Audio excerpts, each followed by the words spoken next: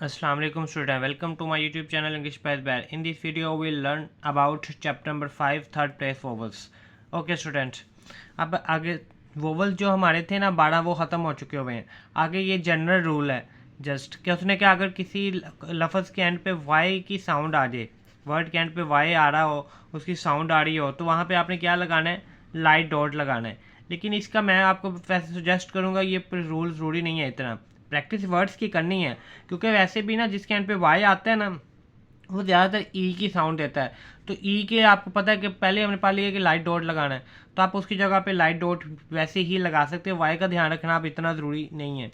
Baby, B A B E, वैसे देखो तो वाई भी आ रहा है और एंड पे ई की साउंड भी आ रही है, तो क्या लगाना है, बी और बी लगाना है, और ए के लिए डॉट और एंड पे ई के लिए हैवी डॉट. लकी, एल आह के और ई, एल और के आह की साउंड एल के बाद आ रही है, उसके लिए लाइट डैश, और ई के लिए एंड पे लाइट डॉट आ गया.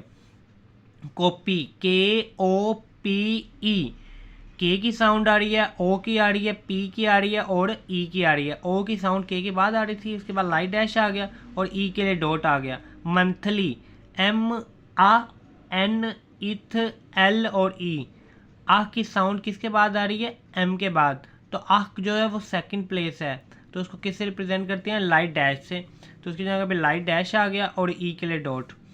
Family, F A M L और ई, स्पेलिंग पे फोकस नहीं करना, साउंड पे फोकस करना है. Family, F A M L और ई, ए की साउंड एफ के बाद आ रही थी, उसके लिए लाइट डॉट आ गया, फर्स्ट प्लेस है, इसलिए पहला स्ट्रोक अबव द लाइन आ गया, बाकी अपनी डायरेक्शन के लिहाज से.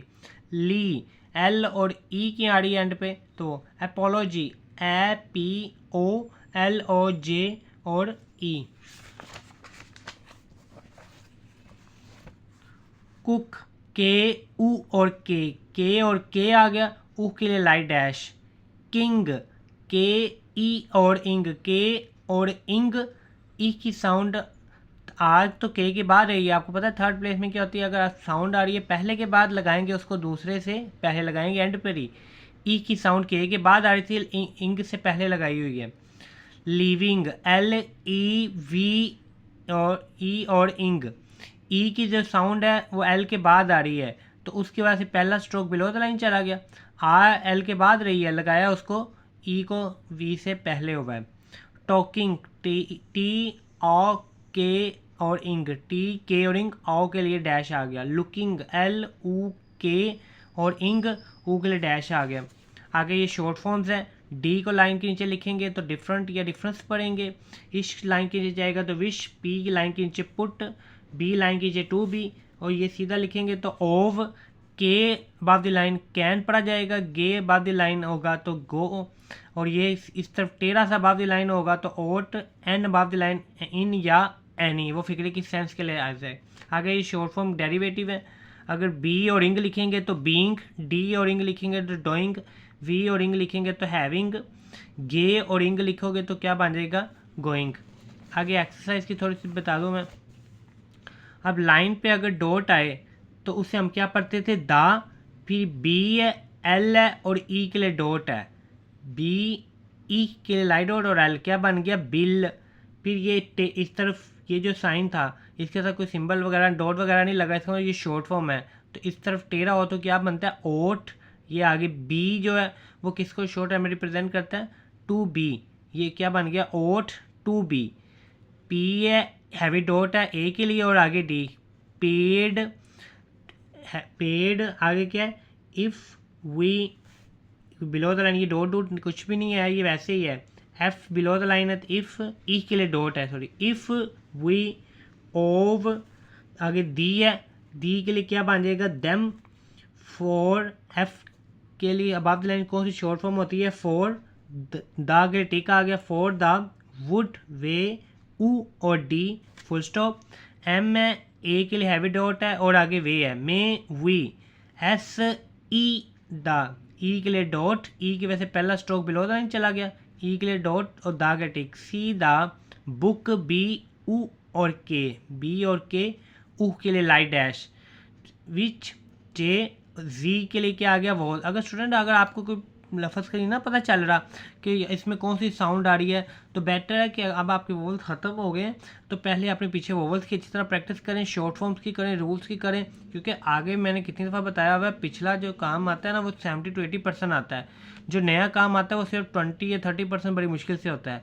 तो अगर आपको पिछला काम नहीं ना आता होगा तो आगे की समझ नहीं लगनी। अगर आपको लग रहा है कि कुछ मैं साउंड बोल रहा हूँ आपको नहीं पता चल रहा, तो पहले पीछे से सारे वोवल्स की, शॉर्ट फॉर्म्स की, रूल्स की पहले अच्छी तरह प्रैक्टिस करो, फिर आगे मूव किया करो। जब भी आगे करने लगो पहले 5 मिनट पीछे से निकाला करो ताकि आपको अगला जो लेक्चर है वो ईजीली समझ लग जाए। Apology, APOLOGE, apology. If F बाद द लाइन है और टिक है, क्या बन गया? फॉर द डिले, DAL और A, डिले इन MAL इंग और दा K tick, mailing the cheque, JA और K फुल स्टॉप। ठीक है, फिर वही बात आ गई, we owe to P below the line जाए तो उसे क्या शॉर्ट फॉर्म बनती है? Put the money, MANE money, in the bank, BANK bank, full stop. We shall do so, SO if we can, full stop. ठीक है, इस तरह पे आप देख लो, वीडियो लंबी बन जानी है कि इस तरह आप इधर से पहले एक दफ़ा देख लो, फिर ये सारे रूल्स एक दफ़ा पढ़ने की कोशिश करो, सारी एक्सरसाइज इधर वीडियो पॉज करके, फिर ये इधर से आगे 11 वाली एक्सरसाइज है वो भी इसी रूल्स के साथ ही है, वो भी साथ ही आपने प्रैक्टिस करनी है। आगे मैं 12 वाली भी बता देता हूँ,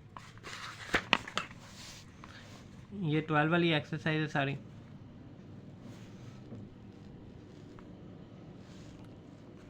उसके बाद आपको पता है इधर वो सारा क्या लिखा होता है, इंग्लिश में लिखा होता है। ये इधर से नीचे से 9 वाली एक्सरसाइज स्टार्ट हो रही है, ये इधर से। ठीक है, इधर से देख के ना फिर वीडियो वो पॉज करके ना फिर एक दफ़ा पढ़ लेना, या इसका स्क्रीनशॉट लेके साइड पे रख के फिर प्रैक्टिस की जाना। 11 आगे 12। ठीक है, 3 एक्सरसाइज थी इसलिए थोड़ी सी वीडियो लेंथी बनी है। तब आपने अच्छी तरह इसकी प्रैक्टिस करनी है। अगर किसी वर्ड की आउटलाइन नहीं ना समझ लग रही होगी तो आपने वो कमेंट्स में पूछ लेना है कि ना मुझे इस आउटलाइन की समझ नहीं लग रही, तो ये वर्ड कैसे बने, मुझे लग रहा है इसके अंदर ये साउंड आ रही है, तो जो साउंड का नहीं पता चल रहा है वो पूछ लेना। Okay, thank you. Don't forget to like, subscribe and share with your friends.